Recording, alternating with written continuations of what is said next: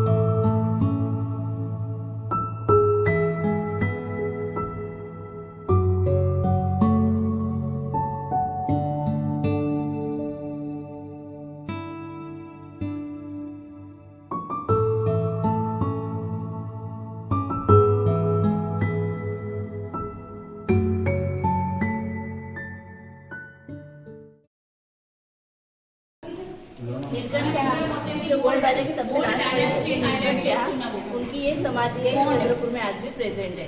Ballar Shah gold राजा. जैसे कि आपने वहाँ देखे रानी हीराई की समाधि है, राजा वीर शाह की समाधि है. हिस्ट्री में पहली बार ऐसा हुआ कि एक रानी ने राजा की याद में बनाया हुआ ये मकबरा है. ये चंद्रपुर में आज भी प्रेजेंट है. रानी हीराई की समाधि है और राजा वीर शाह की समाधि आमने सामने चंद्रपुर में. ये राजा ये महाकाली मंदिर है. बल्ला शाह की जो राजा थे, राजा खानका राजा और रानी उनकी हिता रानी, उन्होंने पहला मंदिर बनाए थे. और उसके बाद में ये जो आज की प्रेजेंट में जो मंदिर है महाकाली मंदिर है चंद्रपुर का, तो वो खानका राजा बल्ला शाह और रानी हीराई उन्होंने बनाया. ये अंचिहर मंदिर वो जो समाधि आपने देखे मकबरा वो इसके अंदर ही है. और एक शिवलिंग है जिससे वो आज भी पानी निकलता है. महाराष्ट्र ये शिवलिंग है चंद्रपुर सिटी के बाहर में है. और हैंडमेड है, हाथ से बनाया हुआ है. इसके साथ 16 मूर्ति है कवर किया गया. 4 दरवाजे 4 खिड़की, उसमें से सबसे बड़ा है भद्रावती का. ये राजस्थानी पत्थर से पूरा बनाया हुआ है. गोल्ड राजा का शाही प्रतीक. गोल्ड राजा की इसमें कोई भी इसमें जाओगे किले में तो आपको ये सिंबॉलिक प्रेजेंट दिखाएगा. ये मारखंडा मंदिर जो है वहाँ की वास्तुशैली प्रेजेंट वाले सभी जो बर्ड्स दिख रहे हैं आपको, ये वॉल से एंड के वॉल तक, ठीक है. तो ये सभी भारतीय उपखंड में रहने वाले पंछी है जो यहाँ पे दिखाई दे रहे हैं आपको. और यहाँ पे एक छोटा सा हमारे लिए इकोसिस्टम बनाया गया है जो कि पानी में रहने वाले बर्ड्स किस तरह से दिखेंगे, उनकी लेग्स, उनकी टेल, उनकी हाइट, उनकी बीक, ये सब यहाँ पे हमको देखने को मिल जाएगा. तो इसका नाम है एशियन ओपन बिल स्टॉक.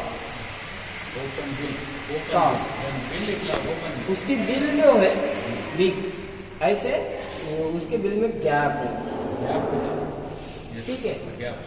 और इसका नाम है रेड नैप आईबी. इसको मराठी में आईबी రెడ్ నేప్ NAPED. అక్కడ మనం బ్లాక్ నేప్ కోనార్క్ గుర్తుందా? ఇది నేప్ అంతే. ఇక్కడ ఎర్రగా ఉంది రెడ్ నేప్ అన్నాడు, ఆడ బ్లాక్ ఉంది. బ్లాక్ వింగ్స్ అది stilt.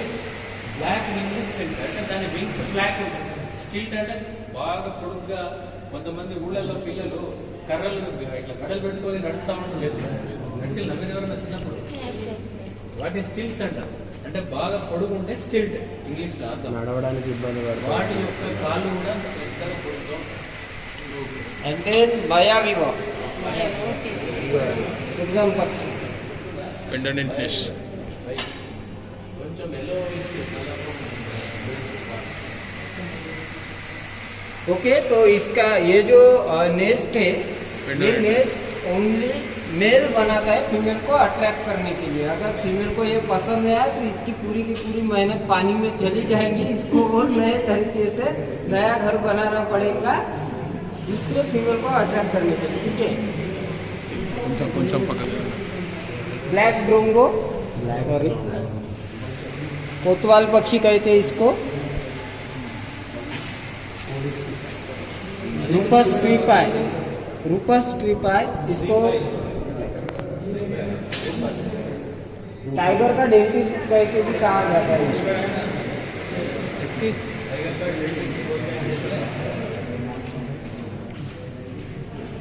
white throated kingfisher and then sarus crane, white rump vulture, oriental magpie robin,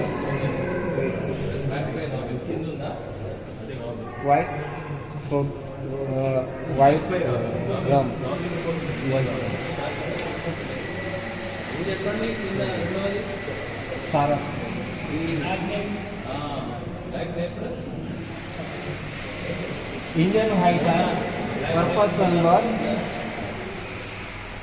Asian paradise flycatcher, इसको स्वर्गीय नर्सर कहते हैं, grey hornbill, Malabar hornbill and grade hornbill. అక్కడ ఫోటో చూడలేదు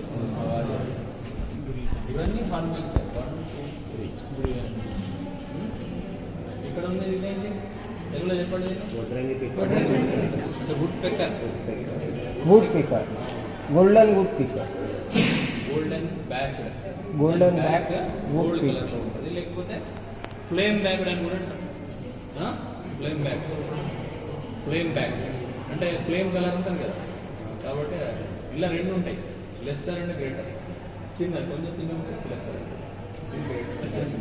తెలుసు కదా రేటల్ రేటల్ అన్నా అదే ఇది నేనేమని చెప్తాను ఫియర్లెస్ దీంతో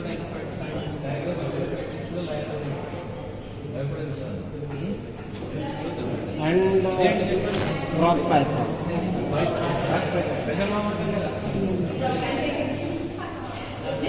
Yellow lapwing, ఏంటంటే ఇవి కన్స్ట్రక్టర్స్ అన్నమాట అంటే ఏం చేస్తాయి బాగా స్పీచ్ చేస్తాయి ఇప్పుడు యానిమల్ని ఒక ఏదైనా యానిమల్ పడుతుందనుకో అది బాగా స్పీచ్ చేస్తుంది స్పీచ్ చేస్తే ఏమైతే ఊపిరాడే ఫస్ట్ నలాలు ఉంటాయి కదా black Asian paradise flycatcher, and then a monarch.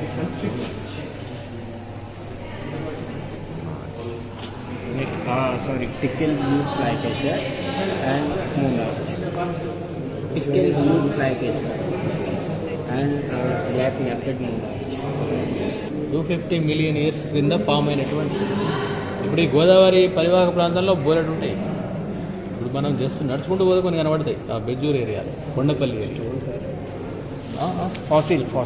అంటే ఏంటంటే కొన్ని సిలికా ఉంటాయి కదా, ఆ సిలికా Located in దాని Gadchiroli, Sironsa Forest Department. Carbon part కదా తయారైంది ఆ దానిని ఈ సిలికా రీప్లేస్ చేస్తుంది చేసి సేమ్ ఫామ్ ఏర్పడుతుంది సిలికా అనేది ఎప్పటికుంటుంది సిలికా కావచ్చు ఇంకా వేరు వేరు పదాలు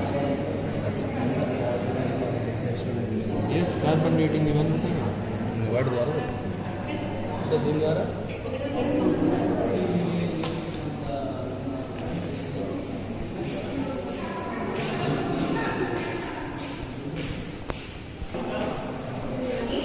రియల్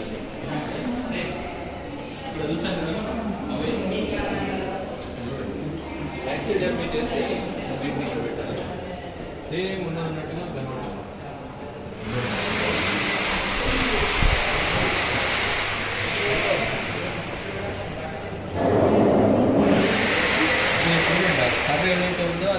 కలర్ ఇది గోల్డెన్ ఆరెంజ్ కలర్ ఫర్ దాని కలర్. కానీ బ్లాక్ స్పాట్స్ ఉన్నప్పుడు బ్లాక్ డామినేట్ చేస్తుంది, అంతేగాని అక్కడ ఉండే బ్లాక్ ఉండవు.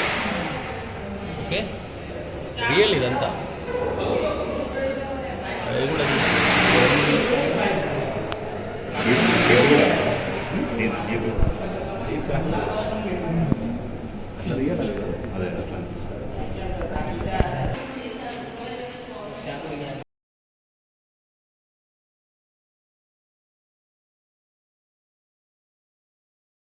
ఇది వినండి. ఇక్కడ original skin type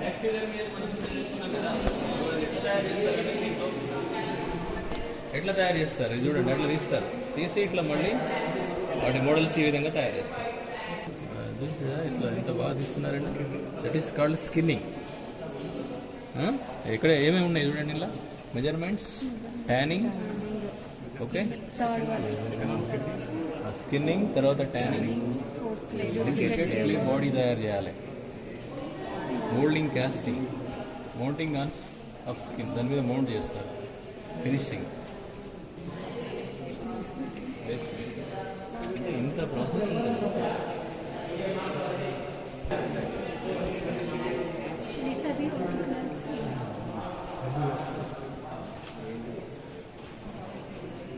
blue bull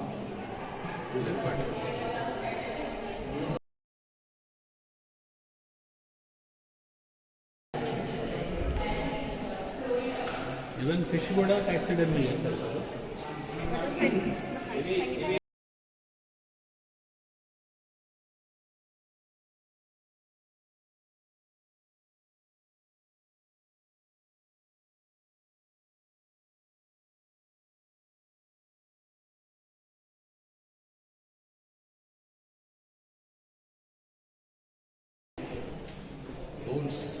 bazaars, ఇది బార్ నవ్వులు అంటారు, దీన్ని నవ్వులు అంటారు. దీని ఫేస్ ఇట్లా లవ్ సింబల్ షేప్ లాగా ఉంటుంది, హార్ట్ షేప్ ఉంటుంది చూడండి.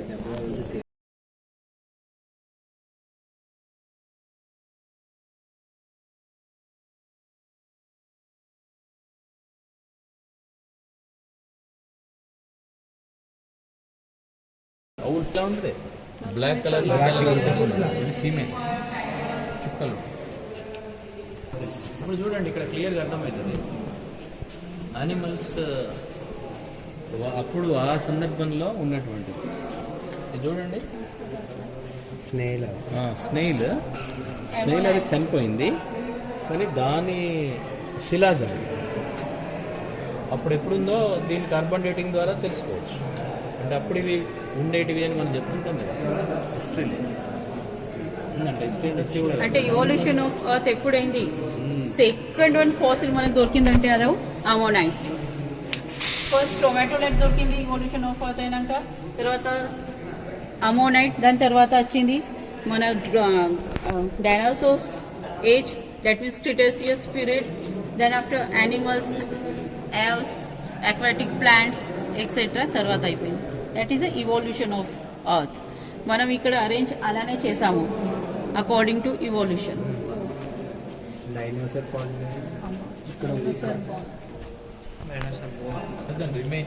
then remain is converted into total chert, and these are the petrification chert. మీరు అన్నారు కదా డైనోసార్ రిమైన్స్, ఫాసిలైజ్డ్ డైనోసార్స్ ఇక్కడే దొరికాయి ఈ ప్రాంతంలో. పెద్దపల్లి అని ఉంటుంది, ఆ ఏరియాలో దొరికాయి. వాటిని తీసుకెళ్ళి ఇప్పుడు హైదరాబాద్లో మ్యూజియంలో ఉంది, మీరు వెళ్ళినప్పుడు చూడండి. వేమన్పల్లి, వెరీ గుడ్, వేమన్పల్లి దగ్గర దొరికింది. డైనోసార్ ఫాసిల్సే అవన్నీ.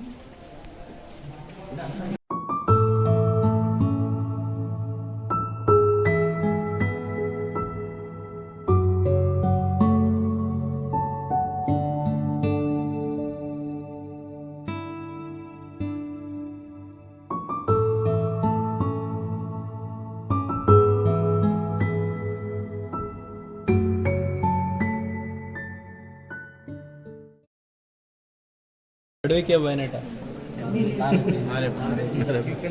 అన్ని ఫారెస్ట్.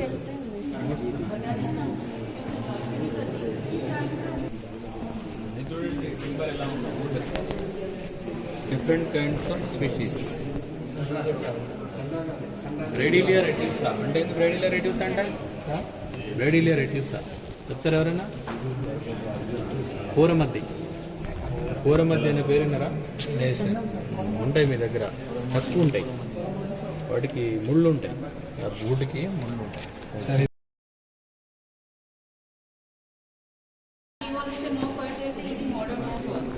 ఇంటిగ్రిఫోలియా ఏంటది? What is that? ఫస్ట్ ఇది नेमल है ना?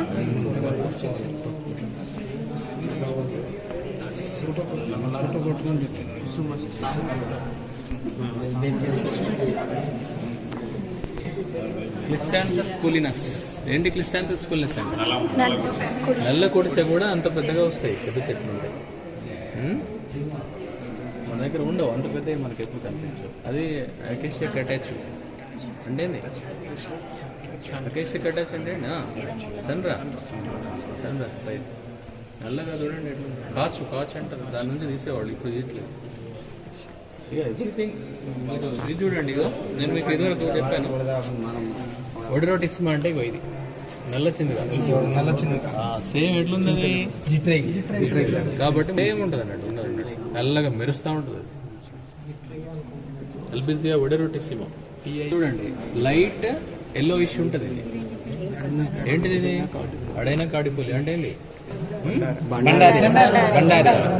ఆదిలాబాద్ వాళ్ళు ఏమంటారు? ఆదిలాబాద్ పసుపు కడిమి అంటారు దీన్ని. పసుపు కడిమి ఇది పసుపు రంగులో ఉంటుంది, లైట్ ఎల్లోయిష్ ఉంటుంది. అందుకని అది డిజైన్స్ లో ఉపయోగిస్తారు ఎక్కువగా. లాస్ట్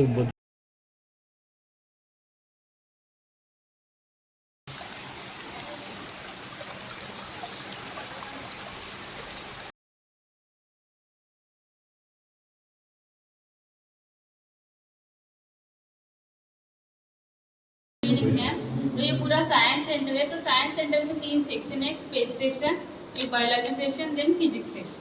तो ये स्पेस सेक्शन में कुछ मॉडल है, चंद्रयान 1, चंद्रयान 2, चंद्रयान 3, आदित्य 11 और मंगलयान. तो ये चंद्रयान 1 लॉन्च कब हुआ? 22 अक्टूबर 2008 ये लॉन्च हुआ और ये पहुंचा 8 नवंबर 2008 को. तो इसको भेजा गया श्रीहरिकोटा सतीश धवन स्पेस सेंटर से. तो ये जिस रॉकेट से गया उस रॉकेट का नाम था PSLV XLC-11. तो इसने क्या बताया कि अपने मून पर हाइड्रोक्सिल और वाटर है करके बताया चंद्रयान 1 ने. तो चंद्रयान 2 भेजा गया 22 जुलाई 2019 को. तो वो सक्सेसफुली लैंड नहीं हुआ, वो क्रैश हो गया. उसके बाद रिसेंटली 2023 में चंद्रयान 3 भेजा गया. तो चंद्रयान 3 कब भेजा गया? 14 जुलाई 2023 को भेजा गया और वो पहुंचा 23 अगस्त 2023 को. वो जिस दिन पहुंचा उस दिन को नेशनल स्पेस डे करके मनाया जाता है. और वो गया LV M3 M4 रॉकेट से गया. तो उसमें था लैंडर और रोवर. तो यहाँ पे लैंडर है विक्रम लैंडर. दिन मंगलयान गया 5 नवंबर 2000 ऑर्बिट में घूमा. उसके बाद वो मंगल ग्रह पे गया मंगलयान. तो ये आदित्य 11 आदित्य है. इसको अब ये सितंबर को मतलब 1 साल होगा. तो इसको 5 साल लगेंगे जाने को वहाँ पे अपने सन के बारे में स्टडी करिए.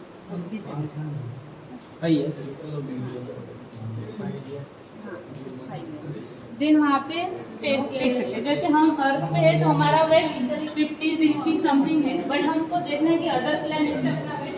तो आप में से एक का किसी का वेट बताओ, हम अदर प्लेनेट पे वेट देख सकते. वेट बताओ. 65 एक करते हैं. तो 65 ये आपका अर्थ पे है और अर्थ भी एक अपनी प्लेनेट है. तो आपको देखना है अदर प्लेनेट पे आपका वेट. तो हम देखेंगे मार्स पे तो आपका वेट रहेगा 24, ओनली 24, कम हो गया. तो वैसे जुपिटर पे आपका वेट बढ़ गया 153, 1/6, 10. तो मर्क्यूरी पे 24. तो प्लैनेट में से सबसे ज्यादा आपका वेट रहेगा जुपिटर पे और प्लैनेट में से सबसे कम आपका मार्स और मर्क्यूरी पे. तो ये डिपेंड अपॉन ग्रेविटी. मून पे आपका वेट रहेगा 10, 70.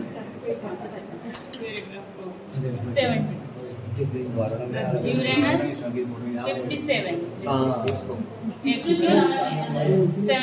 बायोलॉजी सेक्शन आहे, तुम्हाला किती कळत आहे सगळ्यांना की हिंदीमध्ये सांगू मराठी.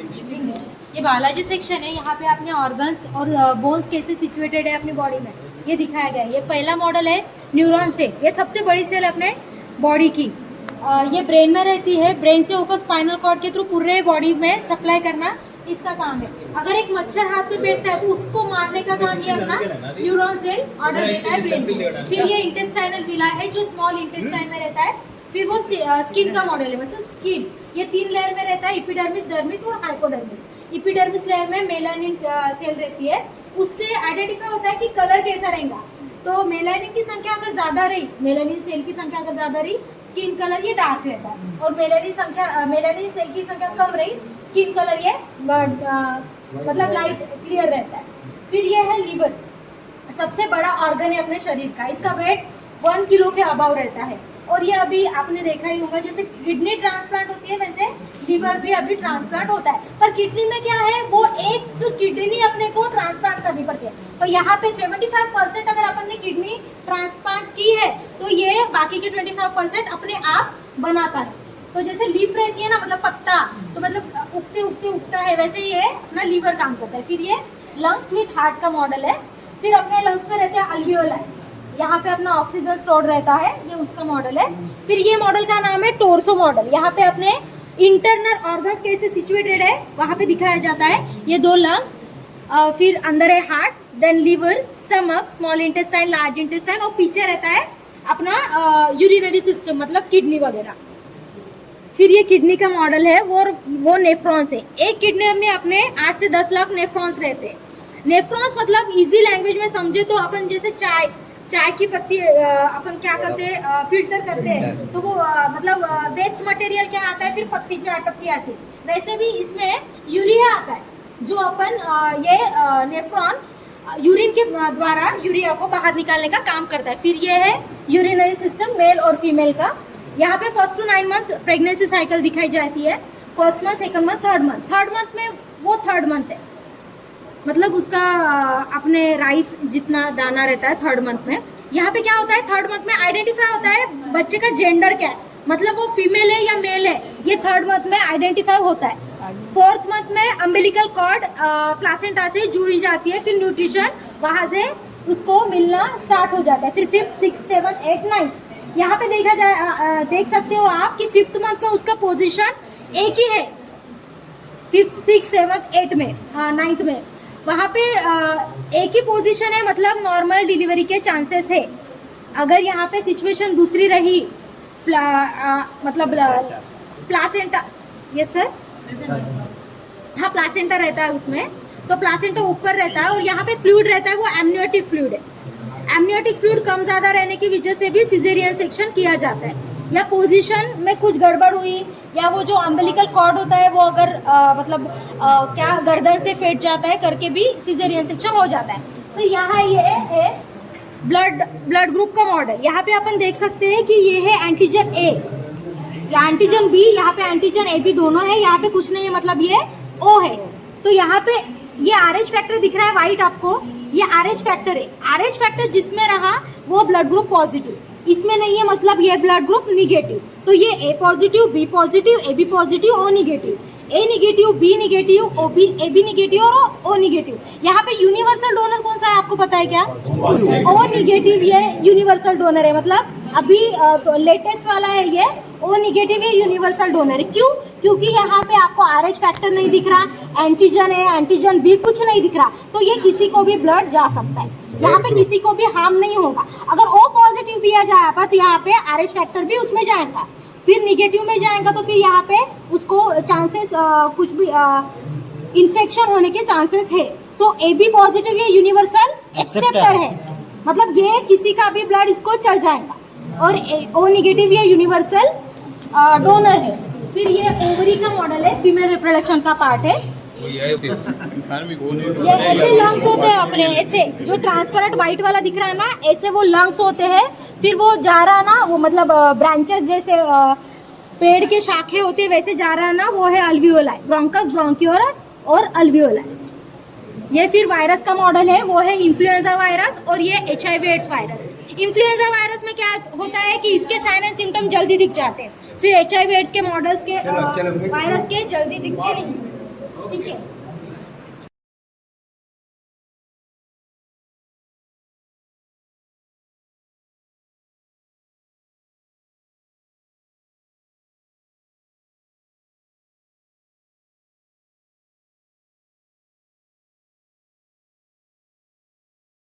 पिक्स लगाए गए हैं और यहाँ पे एक रॉड दिखाई दे रही है। अभी रॉड के अंदर छोटे छोटे आपको बॉल्स दिखाई दे रहे हैं। अभी क्या होता है, जब मैं इस रोटेशनल डिस्क मॉडल को रोटेट करती हूँ तो यहाँ पे जो छोटी छोटी जो बॉल्स है वो आपको चलते हुए दिखाई देती है, और चलते हुए दिखाई देने की वजह से क्या होता है, वहाँ पर ऐसे एक वेव फॉर्म होती है। जैसे आपको स्नेक पता है, स्नेक ऐसे ऐसे चलता है ना, तो सेम वहाँ पर भी ऐसी एक सेम वेव फॉर्म होती है, जिस वेव का नाम है साइनोसाइडल वेव, यानी कि sine wave. As you know, जैसे हमारे घर में 2 टाइप्स ऑफ इलेक्ट्रिसिटी पास होती है, एक होती है एसी और एक होती है डीसी। एसी यानी कि अल्टरनेटिंग करंट और डीसी यानी कि डायरेक्ट करंट। डायरेक्ट करंट का बेस्ट एग्जांपल है, जैसे आप अपने फ़ोन को चार्ज करते हो तो एक जो प्लग होता है हम अपने मोबाइल को लगाते हैं, और एक प्लग हम यहाँ पे लगाते हैं स्विच को, तो वहाँ पे जो इलेक्ट्रिसिटी का जो फ्लो होता है वो होता है डायरेक्ट करंट में। और एसी करंट यानी कि क्या होता है, जैसे हमारे यहाँ पे दुर्गापुरी ये ऑल ओवर एशिया में थर्मल पावर स्टेशन करके फेमस है। तो जैसे दुर्गापुर से हमारे घर तक जो इलेक्ट्रिसिटी आती है वो आती है इन एसी फॉर्मेट में, और एसी में ये होता है साइन वेव, तो जिसकी वजह से क्या होता है, इलेक्ट्रिसिटी बहुत अच्छे से पास होती है। तो एसी वेव का एग्जाम्पल है साइन वेव। ओके, देन जैसे आपको पता होगा 3 स्टेट ऑफ मैटर्स होते हैं। कौन से 3 state of matters? Solid, liquid and gas. Okay, solid, liquid and gas, ऐसे 3 स्टेट ऑफ मैटर्स होते हैं। सर ने ऑलरेडी आंसर बता दिया है कि 4th स्टेट ऑफ मैटर भी होता है, जिसका नाम है प्लाज्मा। तो प्लाज्मा से ही इस मॉडल का नाम है प्लाज्मा लाइट। अभी प्लाज्मा लाइट के अंदर क्या होता है, 2 in 1 कॉन्सेप्ट होता है। अब ये 2 in 1 इसे क्यों कहा गया है, क्योंकि ये जो पूरा जो प्लाज्मा लाइट है इसे इन्वेंट किया गया है साइंटिस्ट रुदरफोर्ड ने, और इसके अंदर आपको एक खड़ी वाली रॉड दिखाई दे रही होगी, इस रॉड का नाम है टेस्ला कॉइल, और इसे इन्वेंट किया है निकोला टेस्ला ने। एज यू नो, जैसे मुझे वो फैन को ऑन करना है या फिर ये लाइट को ऑन करना है, तो मैं क्या करती हूँ, सिंपली ऐसा एक स्विच लगा देती हूँ, तो जिसकी वजह से क्या होता है, वो फैन और लाइट ऑटोमेटिकली ऑन होता है। तो सेम इसमें भी ऐसे ही कुछ सिस्टम है। जैसे मैं इस प्लाज्मा लाइट को इस प्लग से अटैच करती हूँ तो क्या होता है, ये क्या करता है, ऐसे एक प्रोजेक्शन फॉर्म करता है। अभी ये जो लाइट के अंदर जो प्रोजेक्शन फॉर्म हुए हैं, इनको कोई डायरेक्शन नहीं है, यानी कि लाइट के अंदर कहीं भी इधर उधर घूम रहे हैं, पर जैसे ही मेरी एक उंगली में इस प्लाज्मा लाइट को लगाती हूँ तो क्या होता है, इनको डायरेक्शन मिलती है, और डायरेक्शन मिलने की वजह से क्या हो रहा है, ये मेरी उंगली को आपको अट्रैक्ट होते हुए दिखाई दे रहे हैं। जैसे मैंने स्टार्टिंग में ही बताया था कि प्लाज्मा क्या है, plasma is the 4th state of matter, and also plasma light is the wireless electricity generator. अब ये वायरलेस इलेक्ट्रिसिटी जनरेटर यानी कि क्या, जैसे हम एग्जांपल ले सकते हैं, ये क्या है, ट्यूबलाइट। अब ये ट्यूबलाइट को वायर अटैच किया हुआ है नहीं, यानी कि ट्यूबलाइट वो लाइट के जैसे ग्लो ही नहीं होगा, पर जैसे मैं ट्यूबलाइट को इस प्लाज्मा लाइट के पास लेके आऊंगी तो ये ट्यूबलाइट फट जाएगा। लेके जाओ। ओके, तो जैसे मैंने बताया था कि ये प्लाज्मा लाइट क्या करता है, वायरलेस इलेक्ट्रिसिटी जनरेट करता है। तो वायरलेस इलेक्ट्रिसिटी जनरेट करने के लिए हमने एक एग्जांपल लिया जिसका नाम है ट्यूबलाइट। अभी मैं ट्यूबलाइट को इस प्लाज्मा लाइट के पास धीरे धीरे लेके जाऊंगी तो ये ट्यूबलाइट आपको ऑटोमेटिकली ग्लो होते हुए दिखाई देगा। तो जैसे ये जो प्लाज्मा लाइट क्या करता है, वायरलेस इलेक्ट्रिसिटी जनरेट करता है, वो इलेक्ट्रिसिटी जैसे लाइट के अंदर करता है वैसे ही वो बाहर भी करता है, जिसके कारण ये जो ट्यूबलाइट है वो आपको ऑटोमेटिकली ग्लो होते हुए दिखाई देगा। इसलिए हम कह सकते हैं कि plasma is the 4th state of matter, and also plasma light is the wireless electricity generator. Okay, any doubt? जैसे ये ट्यूबलाइट अभी यहाँ पर है तो ये ऑन है, यहाँ पर तो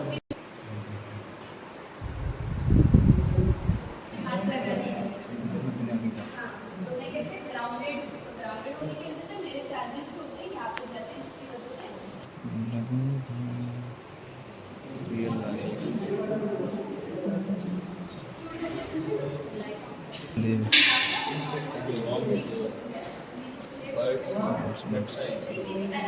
ఎన్నిటికో అది ఆవాసం ఆవాసం